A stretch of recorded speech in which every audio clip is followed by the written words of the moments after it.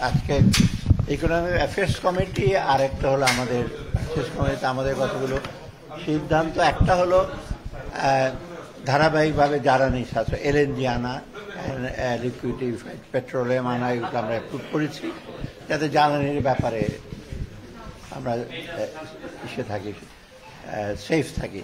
দ্বিতীয়ত আপনি জানেন ওই যে শস্য গুদামজাত করার জন্য সাইলো প্রজেক্টটা অ্যাপ্রুভ করা হয়েছে বরিশালে, সেইটা। আর সবচেয়ে একটা উল্লেখযোগ্য হলো পুলিশের জন্য আমরা অনেকগুলো গাড়ি কেনার জন্য অর্থ অনুমোদন করেছি, তাদের অনেকগুলো গাড়ি ড্যামেজ হয়েছে।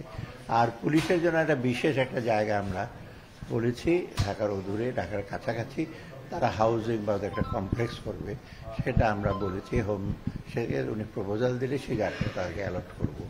আর তাছাড়া সার, এমওপি, টিএসপি সারগুলো আমদানি করার জন্য আমরা মোটামুটি শুরু করি। আর কিছু আছে আপনার নৌ পরিবহন মন্ত্রণালয়, কিছু আপনার লাইট হাউস আছে বিভিন্ন জায়গায়, এই চর কুকরি মুকরি বিভিন্ন জায়গায় লাইট হাউসগুলো, সেগুলো আমরা অ্যাপ্রুভ করেছি। আর কিছু জলযান এবং এই যে স্যালভেজ ভেহিকেল, একটা বড় একটা জাহাজ রিপেয়ার করবে, ওটার জন্য আমরা টাকা অ্যালোকেট করি। এটা মোটামুটি আমাদের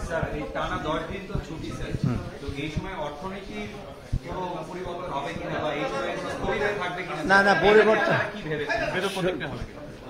স্থির হওয়ার কোনো ইস্যু নাই। ব্যবসায়ীরা তাদের মতো ব্যবসা করবে।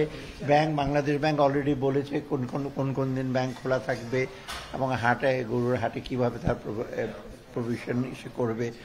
আমার তো এরকম হলিডে পৃথিবীর অন্যান্য যে আরও বেশি হলিডে থাকে, ক্রিসমাসের সময় ওদের 20-25 দিন হলিডে থাকে।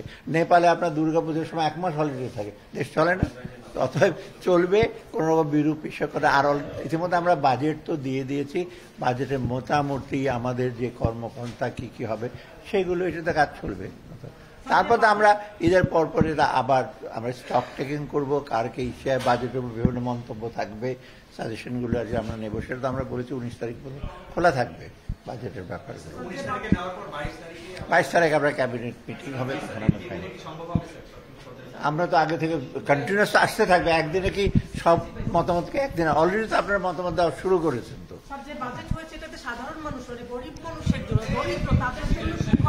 সুখবর আছে, আপনার বিটুইন দ্য পেজেস দেখেন না তো, কোথায় কোথায় অ্যালোকেশন আছে, এটা দয়া করে দেখেন।